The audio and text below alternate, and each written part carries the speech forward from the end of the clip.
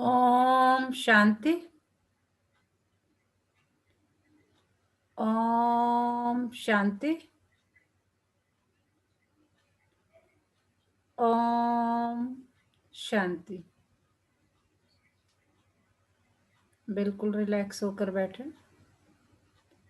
पूरा ध्यान भ्रिकुटी के मध्य में।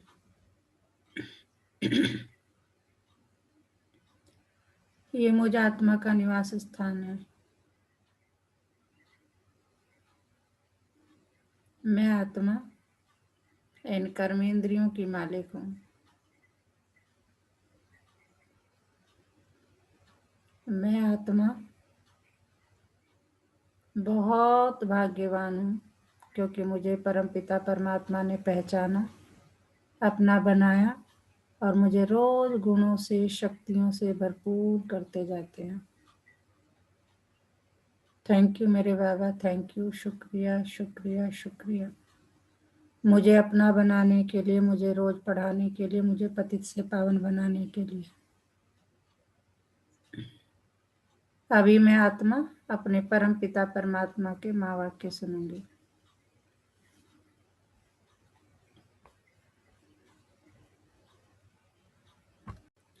ओम शांति। आज 4 दिसंबर 2020 बाबा के महावाक्य पहले सुनते हैं मुरली का सार। मीठे बच्चे, बेहद का बाबा आया है तुम बच्चों का ज्ञान से श्रृंगार करने। किससे श्रृंगार करने? ज्ञान से श्रृंगार करने। ऊंच पद पाना है तो सदा श्रृंगारे हुए रहो। मीठे बच्चे, बेहद का बाबा किस लिए आया है? बाबा कह रहे हैं कि मैं आया हूं तुम बच्चों का ज्ञान से श्रृंगार करने। अगर सबसे ऊंचा पद पाना है, राजा महाराजा महारानी बनना है, लक्ष्मी नारायण बनना है, तो सदा श्रृंगारे हुए रहो, कभी भी अपना श्रृंगार कम मत करो। प्रश्न है आज का, किन बच्चों को देखकर बेहद का बाप बहुत खुश होते हैं? किन बच्चों को देखकर बेहद का बाप बहुत खुश होते हैं? उत्तर है, जो बच्चे सर्विस के लिए एवर रेडी रहते हैं। सर्विस के लिए एवर रेडी रहते हैं, उन अलौकिक और पारलौकिक दोनों बाप को पूरा फॉलो करते हैं। ज्ञान योग से आत्मा को श्रृंगारते हैं, पतितों को पावन बनाने की सेवा करते हैं। ऐसे बच्चों को देख बेहद के बाप को बहुत खुशी होती है। बाप की चाहना है मेरे बच्चे मेहनत कर ऊंच पद पाए। तो बाबा कह रहे मेरी तो यही इच्छा है कि तुम मेहनत करके महाराजा महारानी बनो, लक्ष्मी नारायण बनो। नर से नारायण बनना है हमें, और उसके लिए बाबा को क्या करना है? ज्ञान योग। बाबा कह रहे हैं अपने आप को ज्ञान योग से श्रृंगारते रहना है, पतितों को पावन बनाने की सेवा करनी है। ओम शांति। रूहानी बाप रूहानी बच्चों प्रति कहते हैं, मीठे मीठे बच्चों, जैसे लौकिक बाप को बच्चे प्यारे लगते हैं, जैसे हम लोगों को माँ बाप जो है लौकिक में है, उन्हें हमें अपने बच्चे प्यारे लगते हैं, वैसे बेहद के बाप को भी बेहद के बच्चे प्यारे लगते हैं। बाप बच्चों को शिक्षा सावधानी देते हैं कि बच्चे ऊंच पद पाएं। बाबा कह रहे मैं तो यही चाहता हूँ कि मेरे बच्चे ऊंच पद पाएं, यही बाप की चाहना होती है। तो बेहद के बाप की भी यह इच्छा रहती है, बच्चों को ज्ञान और योग के गहनों से श्रृंगारते हैं।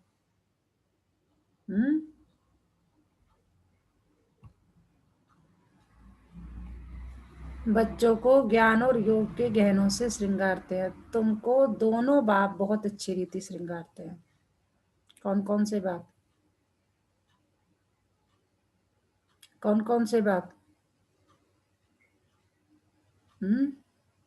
अलौकिक और बेहद बेहद के और अलौकिक बाप पिता हमारे। तो बच्चों को जो हमारे भी है ना बाबा, एक तो ब्रह्म बाबा है, ब्रह्मा बाबा, और एक परमात्मा बाबा। यह बच्चों को ज्ञान और योग के गहनों से श्रृंगारते हैं। तुमको दोनों बाप बहुत अच्छी रीति श्रृंगारते हैं कि बच्चे ऊंच पद पाएं। अलौकिक बाप भी खुश होते हैं तो पारलौकिक बाप भी खुश होते हैं। जो अच्छी रीति पुरुषार्थ करते हैं उन्हों को देखकर गाया भी जाता है, फॉलो फादर। तो दोनों को फॉलो करना है। एक है रूहानी बाप, दूसरा फिर यह है अलौकिक फादर। तो पुरुषार्थ कर ऊंच पद पाना है। तुम जब भट्टी में थे तो सबका ताज सहित फोटो निकाला गया था। बाप ने तो समझाया है लाइट का ताज कोई होता नहीं। जब तुम भट्टी में थे तो सबका ताज सहित फोटो निकाला गया था। बाप ने समझाया लाइट का ताज कोई होता नहीं, वो तो ओरा को रिप्रेजेंट करता है। यह एक निशानी है पवित्रता की। देवी देवताओं के पीछे देखते हैं ना, एक मुकुट होता है और एक पीछे लाइट का ऐसे दिखाते हैं। तो बाबा कह रहे हैं ये निशानी है पवित्रता की जो सबको देते हैं। ऐसे नहीं कोई सफेद लाइट का ताज होता है, यह पवित्रता की निशानी समझाई जाती है। पहले पहले तुम रहते हो सतयुग में, तुम ही थे ना। बाप पूछ रहे तुम ही थे ना, बता भी रहे तुम ही थे ना। बाप भी कहते हैं आत्माएं और परमात्मा अलग रहे बहुकाल, तुम बच्चे ही पहले पहले आते हो, फिर पहले तुमको ही जाना है। मुक्ति धाम के गेट्स भी तुमको खोलने हैं। बाबा ने कितनी बड़ी जिम्मेदारी दी है कि मुक्ति धाम के गेट तुम्हें खोलने हैं। तुम बच्चों को बाप श्रृंगारते हैं। पियर घर में वनवाह में रहते हैं। अभी हम कहाँ रह रहे हैं? पियर घर में वनवाह में रह रहे हैं। इस समय तुमको भी साधारण रहना है। जैसे बाबा समझाते हैं ना कि जब शादी होने वाली होती है लड़की की या लड़के की, तो उससे पहले कितना साधारण रहते हैं। साधारण से कपड़े पहनना, सब कुछ करना, क्योंकि ससुराल घर जाना है। तो बाबा वही कह रहे हैं कि तुम बच्चों को बाप श्रृंगारते हैं, पियर घर में वनवाह में रहते हैं। इस समय तुमको भी साधारण रहना है, ना ऊंच न नीच। बाप भी कहते हैं साधारण तन में प्रवेश करता हूँ, कोई भी देहदारी को भगवान कह नहीं सकते। मनुष्य मनुष्य की सदगति कर नहीं सकते, सदगति तो गुरु ही करते हैं। मनुष्य 60 वर्ष के बाद वानप्रस्थ लेते हैं, फिर गुरु करते हैं। यह भी रस्म अभी की है जो फिर भक्ति मार्ग में चलती है। आजकल तो छोटे बच्चों को भी गुरु करा देते हैं। भले वानप्रस्थ अवस्था नहीं है, परंतु अचानक मौत तो आ जाता है ना, इसलिए बच्चों को भी गुरु करा देते हैं। जैसे बाप कहते हैं तुम सभी आत्माएं हो, हक है वर्षा पाने का, कि तुम सबको मेरी ब्लेसिंग्स लेने का पूरा पूरा राइट है। वह कह देते हैं गुरु बगैर ठोर नहीं पाएंगे, अर्थात ब्रह्म में लीन नहीं होंगे। तुमको तो लीन नहीं होना है। यह भक्ति मार्ग के अक्षर है। आत्मा तो स्टार मिसल बिंदी है, बाप भी बिंदी ही है। उस बिंदी को ही ज्ञान सागर कहा जाता है। तुम भी छोटी आत्मा हो, उसमें सारा ज्ञान भरा जाता है। तुम फुल ज्ञान लेते हो। पास भी दोनों होते हो ना, ऐसे नहीं कि शिवलिंग कोई बड़ा है। जितनी बड़ी आत्मा उतनी परमात्मा। आत्मा परम धाम से आती है पाठ बजाने। बाप कहते हैं मैं भी वहां से आता हूँ, परंतु मुझे अपना शरीर है नहीं। मैं रूप भी हूँ, बसंत भी हूँ, परमात्मा रूप हूँ। उनमें सारा ज्ञान भरा हुआ है। ज्ञान की वर्षा बरसाते हैं तो सभी मनुष्य पाप आत्मा से पुण्यात्मा बन जाते हैं। बाबा कह रहे जब मैं तुम पे प्यार की ज्ञान की बारिश करता हूँ तो तुम लोग क्या बन जाते हो? पाप आत्मा से पुण्यात्मा बन जाते हो। बाप गति सदगति दोनों देते हैं। तुम सदगति में जाते हो, बाकी सब गति में अर्थात अपने घर में जाते हैं। वह है स्वीट होम। आत्मा ही इन कानों द्वारा सुनती है। ये शरीर नहीं है। बाबा कह रहे शरीर में रहने वाली एक ऊर्जा है, एनर्जी है, जिसे आत्मा कहते हैं। ये निकल जाए तो ये तो पुतला है, चार पांच तत्वों का पुतला यहीं रह जाता है। आंखें भी यहीं, कान भी यहीं, हाथ भी यहीं, पैर भी यहीं, तो कुछ भी काम नहीं करते चाहे कितने भी स्वस्थ हो। तो बाबा कह रहे हैं कि आत्मा ही पाठ बजाती है। अब बाप कहते हैं मीठे मीठे सिकिलदे बच्चों वापस जाना है। कितने प्यार से बाबा समझा रहे हैं। मीठे मीठे सिकिलदे का मतलब होता है बिछड़े हुए बच्चे कि मीठे मीठे सिकिलदे बच्चों वापस घर जाना है। कहते हैं ना आत्मा परमात्मा रहे अलग रहे बहुकाल। अभी आज की मुरली में बाबा ने ये लाइन यूज की है कि हम लोग कितने सालों बाद फिर दोबारा मिलेंगे आत्मा और परमात्मा? कितने सालों बाद फिर हम दोबारा मिलेंगे? कौन बताएगा? 5,000 साल बाद दीदी। 4,999। 100 साल का तो 99 990। साल बाद। हम्म, सोवा तो लास्ट होगा ना, लास्ट में हाँ, सोवा तो नौ लास्ट। सौ निन्यानवे हाँ, 900। चार 4,999। बिल्कुल बिल्कुल। तो क्यों, 100 साल का ही तो होगा, 100 साल का संगम युग है, उसमें मिलेंगे हम। 5,000 में से 100,000 कम करो। 99 तो एक हो गया ना, 1 साल, 1 साल का थोड़ी होता है संगम युग, जिस जब बाबा मिलेंगे 100 साल के बाद, है ना। 5,000 माइनस 100 साल। तो मीठे मीठे सिके लदे बच्चों, वापस जाना है, उसके लिए पवित्र जरूर बनना है। पवित्र बनने बगैर कोई भी वापस जा नहीं सके। मैं सबको ले जाने आया हूँ। आत्माओं को शिव की बारात कहते हैं। अब शिव बाबा शिवालय की स्थापना कर रहे हैं, फिर रावण आकर वैश्यालय स्थापन करते हैं। वाम मार्ग को वैश्यालय कहा जाता है। बाप के पास बहुत बच्चे हैं जो शादी कर भी पवित्र रहते हैं। सन्यासी तो कहते हैं ये तो हो नहीं सकता जो दोनों इकट्ठे रह सके।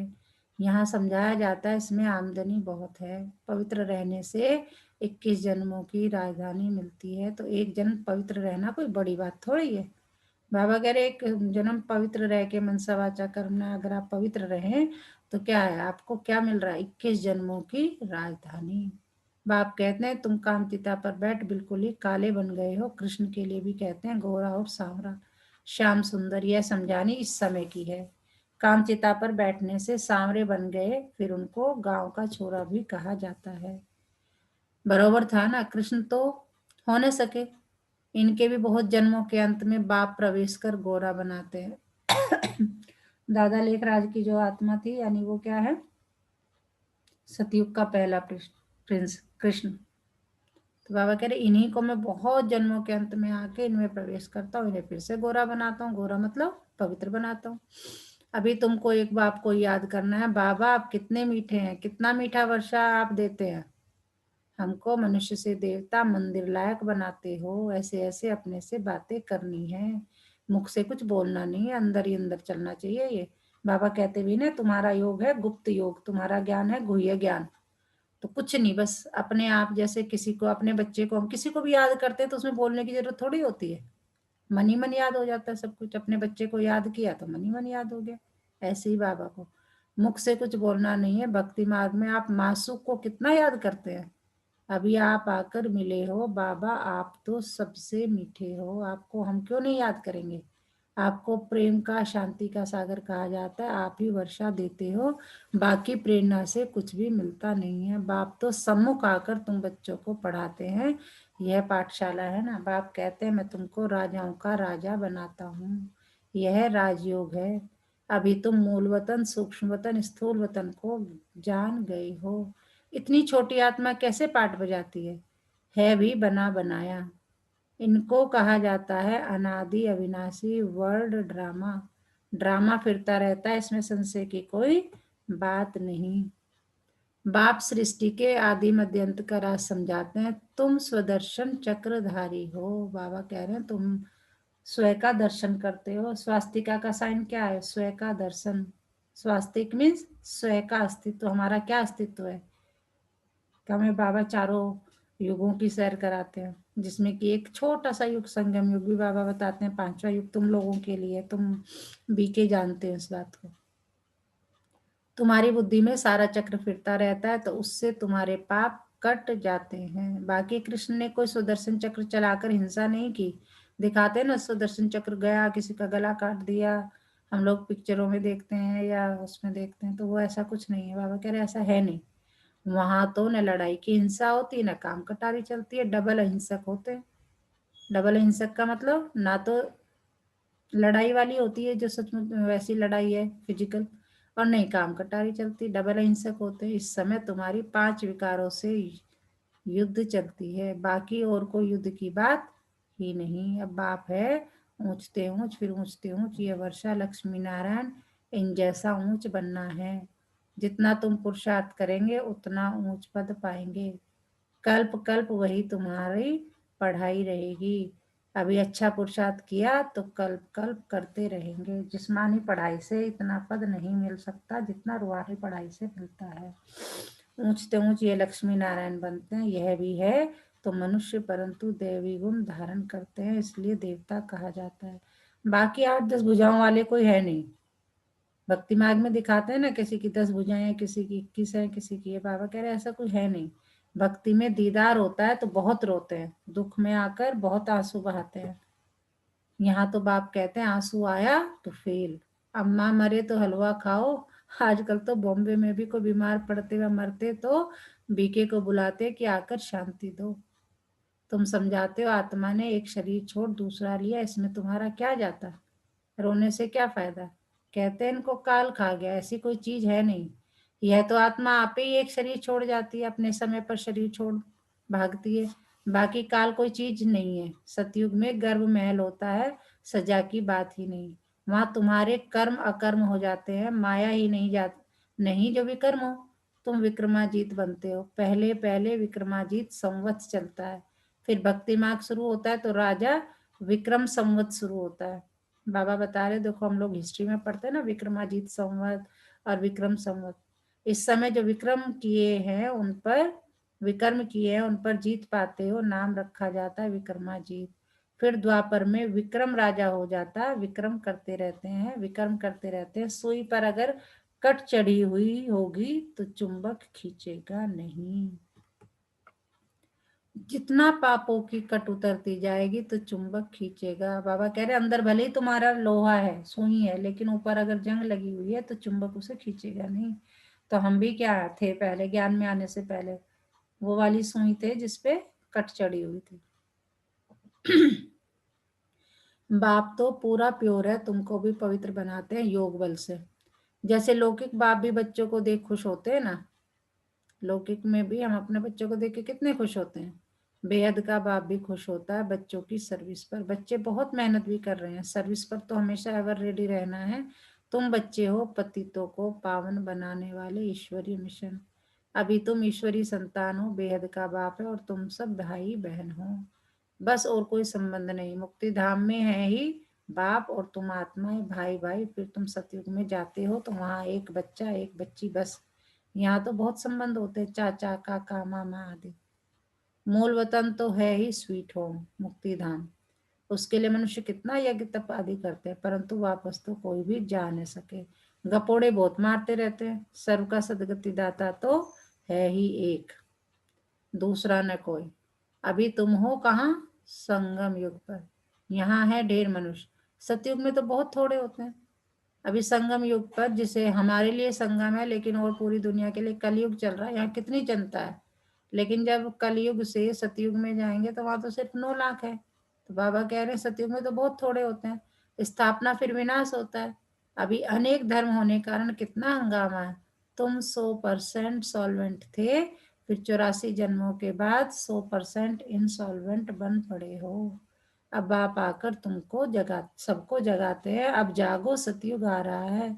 सत्य बाप ही तुमको 21 जन्मों का वर्षा देते हैं। भारत ही सचखंड बनता है। बाप सचखंड बनाते हैं, झूठ खंड फिर कौन बनाते हैं। 5 विकारों रूपी रावण।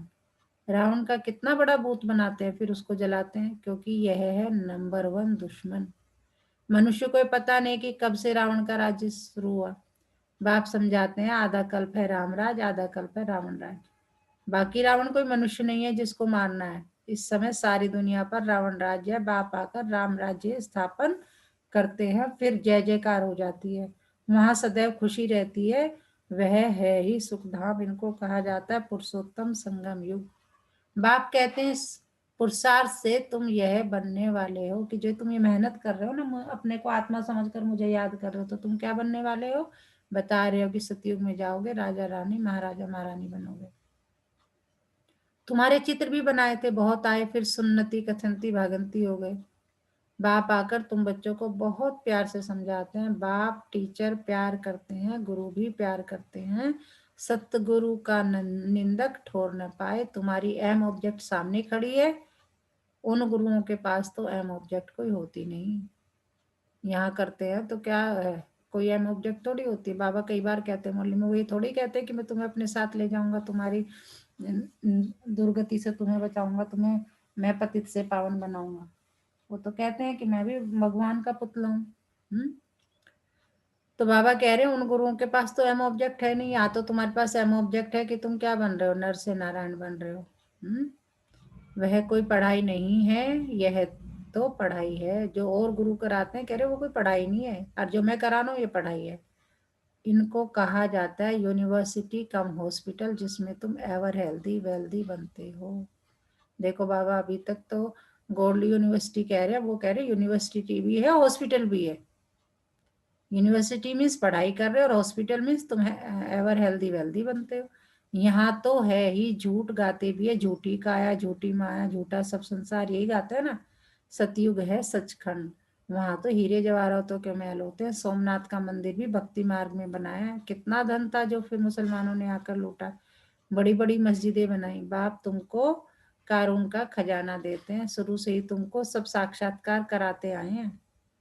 बाबा कह रहे हो शुरू शुरू में भाई बहन जितने आए सबको साक्षात्कार हुए कि क्या हो रहा है, तभी तो यज्ञ की स्थापना हुई। नहीं तो कोई क्यों यकीन करेगा? जो इतनी बातें चल रही है तो यकीन क्यों करेगा कोई, जब साक्षात्कार हो जाएगा। अच्छा ऐसा है तो ये बाबा भी दादा लेख राजा ने ब्रह्मा बाबा भी कैसे आए, इनको शिव बाबा ने बहुत सारे साक्षात्कार कराए, तभी तो इनको भी यकीन हुआ कि हाँ भाई ये पहला पहला धर्म स्थापन करते हैं, वह है डेटेज देवी देवता धर्म।